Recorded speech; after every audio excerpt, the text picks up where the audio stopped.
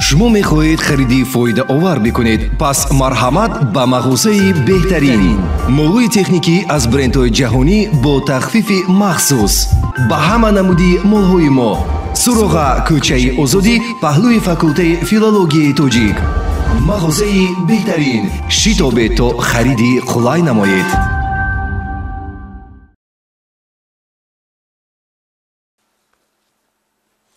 با عرض سلام، نشر نوبتی برنامه اخباری وزارت کارهای داخلی را از تلویزیون تاجیکستان منظور شما می‌گردانیم. در هفته سپری شده جنایت‌های به مانند آدمکشی، فروش واسطه‌های نشه‌دار و دیگر جنایت‌هایی که منبع ضررهای وزنین به حیات و سلامتی و روزگاری مردم بودند از جانب کارمندان میلیسیا آشکار و پیشگیری کرده شدند که شرح مختصر آنها را این لحظه منظور شما می‌گردانیم. در استودیو با شما من نصرت الله محمدزاده. توجه نمایید به سرخط برنامه. جنایت آدمکشی در حالت مستی. سانکاتی یا با دارو زدن و خالتی با خیلی با دو بار دیگه پیشونه زدن و خالتی نخیز دیگه. پیشتو شده خود را کارمند مقامات معرفی نمود و دست به قلابی زد. راننده نوحده‌برو باعث هلاکت 3 نفر پیاده گرد گردید. رمزهای کسبرما صورت میکنم به تستر بود، امروز زدم ترمزا کار نکرد، پانلی. شرح این و دیگر خبرها در برنامه اخباری وزارت کارهای داخلی.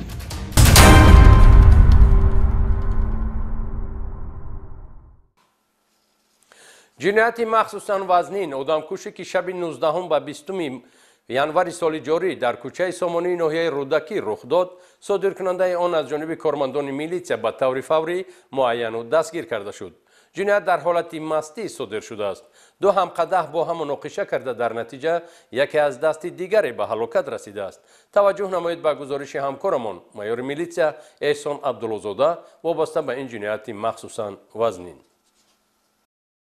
از حیات محروم نمودن انسان و حتی شنیدن این خبر ناراحت کننده است، زیرا حیات برای موجودات زنده نعمتی برقرار نشونده می باشد. در برابر این آدمکشی جنایتی درجه خطرناکیش مخصوصاً وزنین بوده، در آزادی بودن شخص جنایت صادر نموده به جمعیت خوف و خطر دارد. تجربه حیاتی بارها اثبات نموده است که رعایت نکردن معیار هنگام استعمال مشروبات اسپریتی عاقبت ناخوش داشته میتواند. از جانب کارمندان شعبه وزارت کارهای داخلی در ناحیه رودکی در یکجایگی با کارمندان مقامات پروکراتور این ناحیه یک دلیل صادر نمودن جنایت آدمکشی در حالت مستی به قید گرفته شد. سنه 20 ینوار سال 2024 در نزد بینای شعبه فرهنگی ناحیه رودکی واقع در ناحیه رودکی جماعت شهرکی سامانیان کوچه اسماعیل سامانی جسد شهروند دولت فتورخان قلندرویچ 12 فوریه سال 1960 سال تولدش با علامت‌های مرگ مجبوری دریافت کرده شد. خودی همان روز آید حالت کشتاری دولت فتورخان قلندرویچ از جانب پروکرور ناحیه رودکی با علامت‌های ماده 104 قسمی 1 کدکس جنایتی جمهوری تاجیکستان پرونده جنایتی آغاز کرده شد. گمانبر شده کیم ایلیا گریگورویچ سال تولدش 1960 که جای زیستی دائمی نداشته در قید جماعت شهرکی سامانیان ناحیه رودکی می باشد، شب 19 و 20 ینوار سال روان با شهروند دولت فتورخان قلندرویچ سال تولدش 1960 زاده ناحیه خوالینگ که هر دو با آواره‌گردی و پیوسته نوشیدن مشروبات اسپریتی مشغولند در کوچه اسماعیل سامانی ناحیه رودکی با سبب‌های بی‌ارزش مناقشه نمودند و دولت فتورخان نسبت ایلیا گریگورویچ داشتنمای قبیح را روا دیده است. در نتیجه کیم ایلیا گریگورویچ با مقصدی از حیات محروم نمودن دولت فتورخان با استفاده از سنگ 3 مرتبه به سر و روی جبریده زده با یک بیرحمی مخصوص او را به هلاکت رسانیده است. مرا حقارت کرد. این رفتن ایده سنگ رو اومدن و اشتگی بود. اشتگی بود. سانکاتی یا با دارو زدن و خالتی با خیلی با 2 بار دیگه پیشونه زدن و خالتی نخیز دیگه. وابسته به شخصیتی گمانبر شده قید کردن ضرور است که او گذشته داغداری جنایتی داشته، قبلا برای صادر نمودن جنایت‌های غارتگری، راهزنی و دزدی سود شده است. آشکار نمودن جنایت مذکور به کارمندان میلیسیا زحمت زیاد را طلب می‌کرد، зеро шахсияти фавтида ҳам номаълум буд. санаи 20 январи соли 2024 бо хабари қисми абадории шӯъбаи вазорати коҳҳои дохилиак дар ноҳияи рӯдакӣ гурӯҳи фаврии тафтишотӣ ба ҷамоати шаҳраки Сомониён кӯчаи Исмоили Сомонӣ рафта аз он ҷо ҷасади шахсияташ номаълум бо аломатҳои марги маҷбурӣ дарёфт намуда шуд. ҳангоми гузаронидани як қатор чорабинии оперативии ҷустуҷӯӣ муайян карда шуд ки марҳум ин Давлатов Турахон Қаландарович буда ҷинояти мазкурро пешсудшуда Ким Илля Григорович содир намудааст. оид ба ҳолати мазкур дар прокуратураи ноҳияи рӯдакӣ бо дастрасии моддаи 104 кодекси ҷиноятии ҷумҳурии Тоҷикистон парвандаи ҷиноятӣ оғоз гардида тафтишот идома дорад.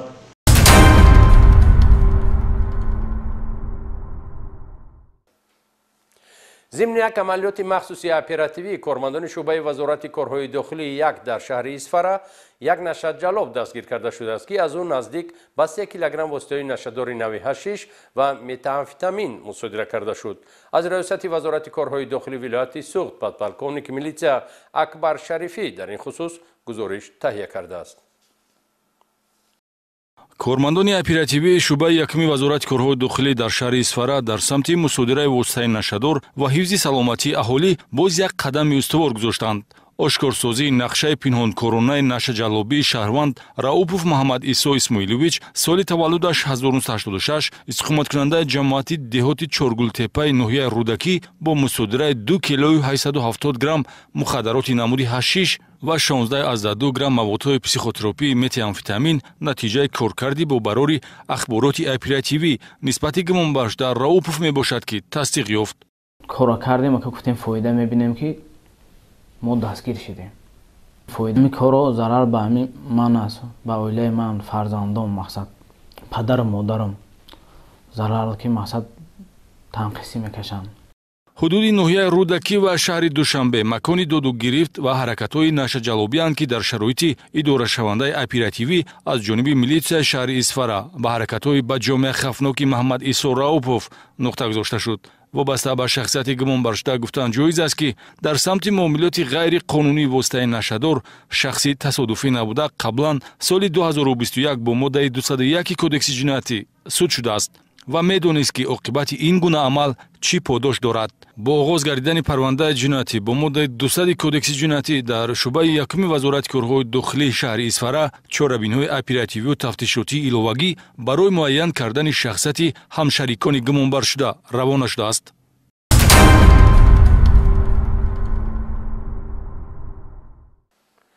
در شعبه وزارت کارهای داخلی شهر کلوب در اساس مراجعت 3 نفر شهروندان نسبت گمانبر شده اکرمزاده امین یوسف سال تولدش 2001 استقامت کننده همین شهر با ماده 247 کودکس جنایتی پرونده جنایتی آغاز کرده شده است.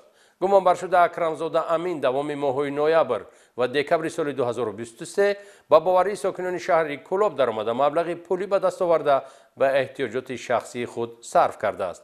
طور خود بازداشت شده و جبردیدگان نشان داد می‌دهند گمانبر شده اکرمزاده امین خود را کارمند مقامات حفظ حقوق معرفی نموده است، ولی در اصل گمانبر شده یگان منصب معین دولتی ندارد. عین حال 4 حالت تقلبکاری او را تفتیشات معین کرده است. چنانچه دوم ماه نوامبر سال 2023 با وعده آنکه برادر شهروند سعید کامیلوف سیدامیر را از محبسخانه فدراسیون روسیه به تاجیکستان انتقال می‌دهد، از او 15200 سومانی گرفته و او را فریب کرده است.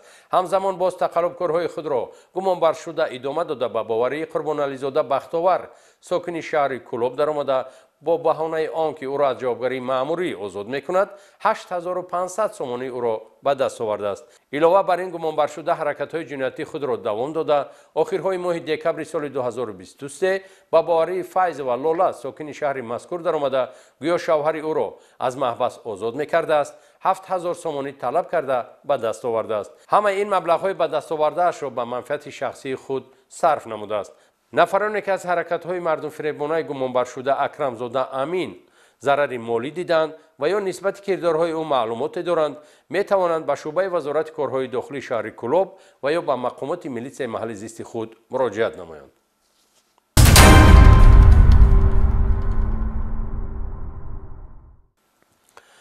کارمندان شعبه وزارت کارهای داخلی دو در ناحیه سینای شهر دوشنبه جوانی را با گمانبری به جنایت دزدی دستگیر نمودند که گمانبر شده 20 حالت جنایت دزدی را صادر کرده است.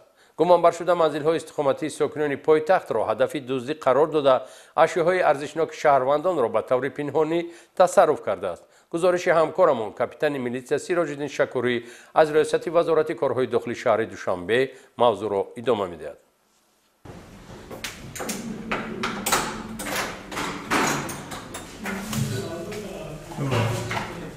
در نتیجه گذراندن یک قطار چاره‌بینی‌های اپراتیوی جستجویی از جانب کارمندان شعبه وزارت کارهای داخلی دو در ناحیه سینا همچون گمانبر در صادر نمودن جنایت‌های دزدی شهروند آدینایف رامیز فیروزوویچ سال تولدش 1998 ساکن شهر دوشنبه دستگیر کرده شد. گرچند نامورده قبلا برای صادر نمودن جنایت‌های دزدی سود شده باشد هم ولی باز کردارهای جنایتی خود را ادامه داده در حدود شهر دوشنبه از منزل‌های استقامتی شهروندان مبلغ‌های پولی و دیگر اشیاءهای ارزشمند را ربوده است. از جمله سنه 28 نوامبر سال 2023 در کوچه اسپیچک در این منزل استقامتی را توسط مروتوک یعنی اتویورکا که مخصوص برای گشودن در آماده کرده است وارد منزل استقامتی شده از آنجا مقدار زیادی جواهرات و مبلغ‌های پولی که در عموم 144100 سومانی را تشکیل می‌دهند تصرف نموده از جای حادثه غیب زده است. اینچنین نامورده سنه 3 ینوار سال جاری باز در کوچه اسپیچک از یک منزل استقامتی دیگر یک مقدار جواهرات که 6500 سومانی را تشکیل می‌دهند تصرف نموده است. همین طریق نامورده در صادر نمودن زیاده از 20 حالت جنایت دزدی دست داشته به شهروندان بیش از 600,000 سومانی ضرر رسانیده است.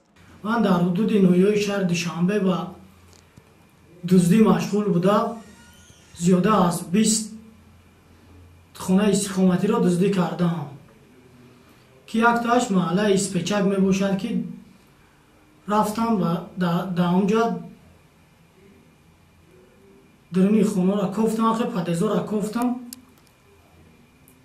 کفتم یا تاش برومدم در تخت کردم که فهمیدم در درون خونه هم کس نیست و با وسطه اتیورکا در کشودم برومدم درونی خونه را کفتکو کردم ای درون یک صندوقی مایده کشودم که سوم بوده مبلغی 100,000 سومون در درون یک لطه پیچوندگی بود مبلغ گرفتم ای جای حادثه غیب زدم گریختم رفتم بعد یو با آخرین جنایتم روز 22 ینوار بود که یک خونه استقامتی را درش تخت کردم فهمیدم که آدم نبوده در درون با اون وسطه اتیورکا در کشودم در اومدم ای داخل همون شکاف در هم جوان ای درون کشلو 57,000 روبل با یک کپیلکه دیگه موندگی بود کپیلکه را با هم اتیورکا کشودم در درونش یک مقدار 10 سومونه 20 سومونه بود گرفتم ای جای حادثه غیب زدم بعد همون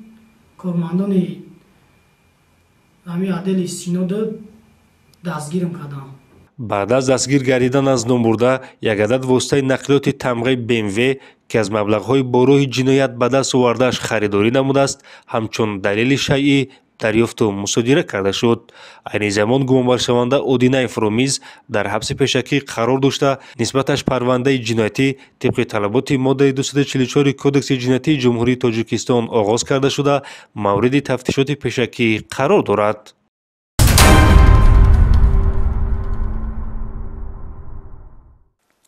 همکارمان پلکونیک میلیسیا افق قادریان از ریاست وزارت کارهای داخلی ولایت ختلان عاید دستگیر شدن 3 نفر گمانبر که در 19 حالت جنایت دزدی چربان مردم دست داشتند و به شهروندان نزدیک 100,000 سومانی ضرر مالی رسانیدند گزارش تهیه کرده است. ضمن برآمدن یک قطار چاره‌های فوری و جستجویی از جانب کارمندان شعبه وزارت کارهای داخلی در ناحیه یاوان در اساس عریضه ساکنان ناحیه مذکور عاید از جانب شخصان نامعلوم دزدیده شدن چاره‌هایشان 1 نفر ساکن ناحیه خراسان و 2 نفر ساکنان ناحیه یاوان با گمان دست داشتن در دزدی چاره‌های شهروندان دستگیر کرده شدند. اینها فقیرزاده محمد سال تولدش 1998 نظرزاده حیدر سال تولدش 2001 و ва Сафаров Сайдаҳмад соли таваллудаш 1997 мебошанд, ки дар 19 ҳолати дуздии чорваҳои калону майдаи сокинони ноҳияи Ёвон гумонбар дониста шуда зарари расонидаашон ба шаҳрвандон зиёда аз 90 000 сомониро ташкил медиҳад. бо автомашини худ шахсии худ ба ноҳияи Ёвон омада молҳои дуздии рафиқонамро бурда ба фурӯш мегузоштем. ман бо ҳамроҳии дӯстонам Аёб ва Султон аз болои деҳамон молҳоро дузида ба фурӯш мегузоштем. нисбати гумонбарон дар шӯъбачаи тафтишотии шӯъбаи вазорати корҳои дохилӣ дар ноҳияи Ёвон бо моддаи 244 қисми 2 бандҳои АБВ кодекси ҷиноятии ҷумҳурии Тоҷикистон парвандаи ҷиноятӣ оғоз карда шуда тафтишот идома дорад.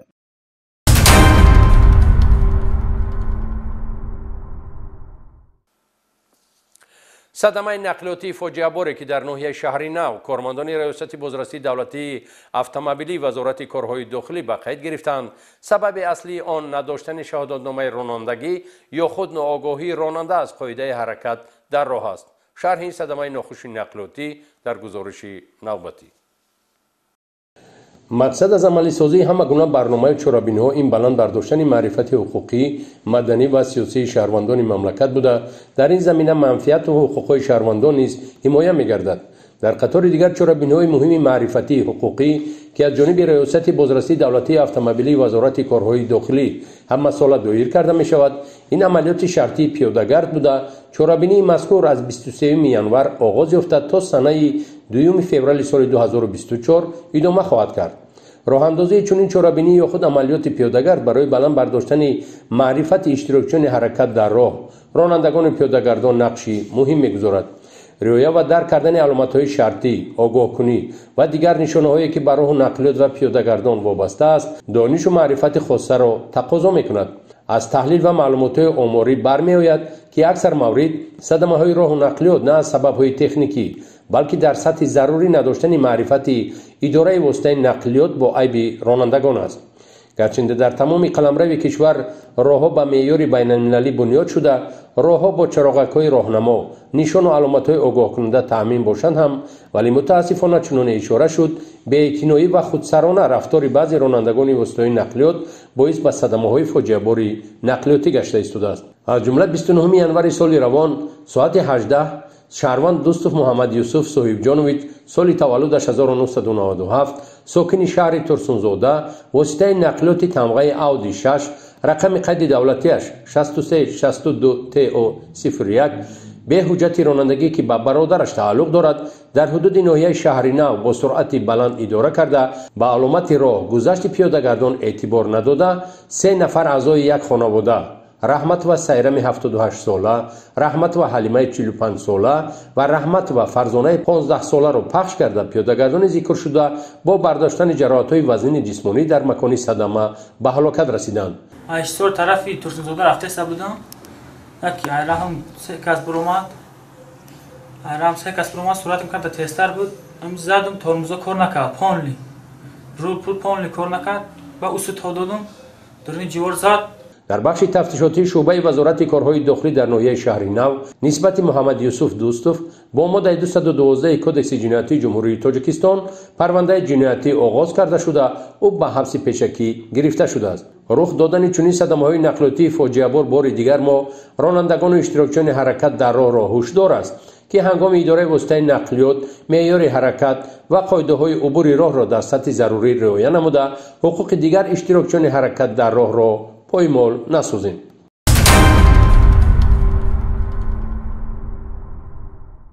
ҷиҳати таъмини иҷрои дастуру супоришҳои асосгузори сулҳу ваҳдати миллӣ, пешвои миллат президенти ҷумҳурии Тоҷикистон муҳтарам Эмомалӣ Раҳмон бо супориши роҳбарияти вазорати корҳои дохилии кишвар, масъулини раёсати бозрасии давлатии автомобилӣ бо мақсади дар ҳудуди шаҳри Душанбе қатъиян манъ кардани воридшавии ҳама гуна воситаҳои нақлиёти намуди зоҳирии ифлос дошта, воситаҳои нақлиёте ки газҳои зараррасони ихроҷкунандаашон аз меъёри муқаррар гардида зиёд мебошанд, инчунин ҳаракат кардани нақлиётҳои боркаше ки масолиҳу борҳои интиқолшавандаи онҳо бо чодари махсус пӯшонида нашудааст рейду амалиётҳо ташкил ва гузаронида шуда истодааст. дар дидбонгоҳҳои доимо амалкунандаву иловагӣ ва хатҳои сайри патрулии бозрасии давлатии автомобилии шаҳрҳои хурду бузурги кишвар диққати махсус ба муайян кардани далелҳои истифодаи воситаҳои нақлиёти болозикр равона шуда нисбати ронандагони воситаҳои нақлиёти намуди зоҳирии ифлос дошта воситаҳои нақлиёти боркаше ки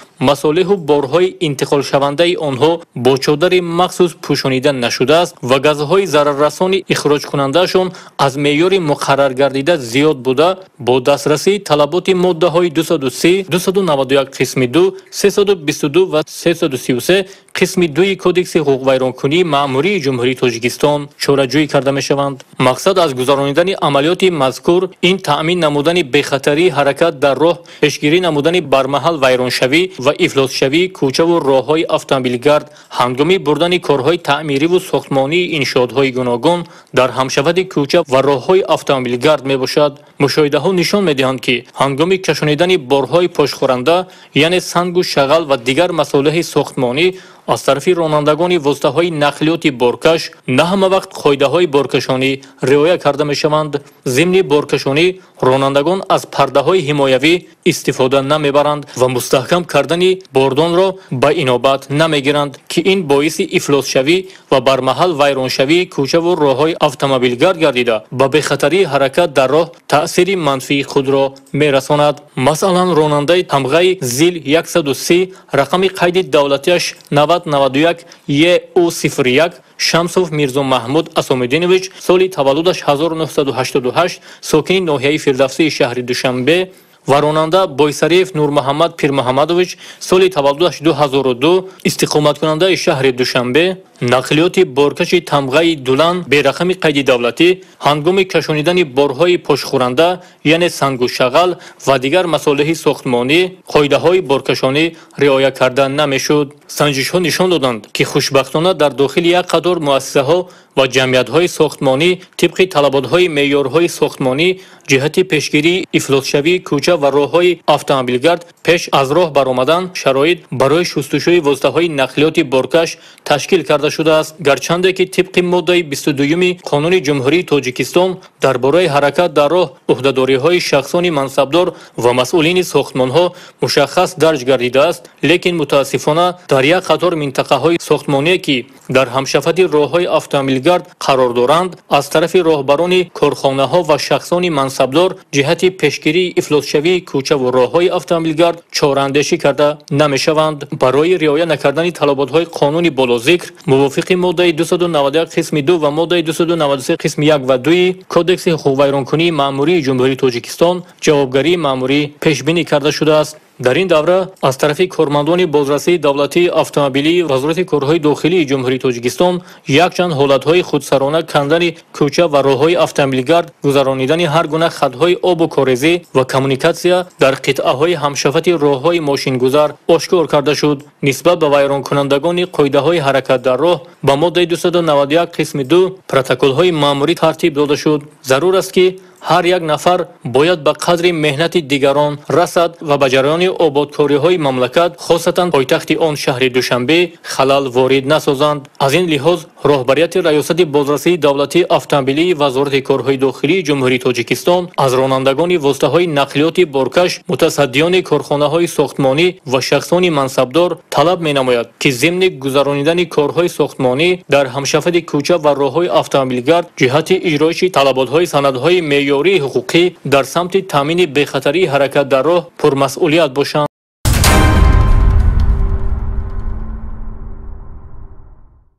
бинандагони азиз, барномаи лаҳзаинаро ба анҷом расонида аз шумо эҳтиромона хоҳиш менамоем ки дар ҳамкорӣ бо милитсия бар ҳифзи тартиботи ҷамъиятӣ, мубориза бо ҷинояткорӣ ва пешгирии ҳама гуна кору амалҳои номатлуб саҳмгузор бошед. барои маълумоти бештар пайдо кардан вобаста ба фаъолияти мақомоти корҳои дохилӣ метавонед аз сомонаи расмии вазорати корҳои дохилӣ ва ҳафтаномаи қонун ва ҷомеа истифода намоед.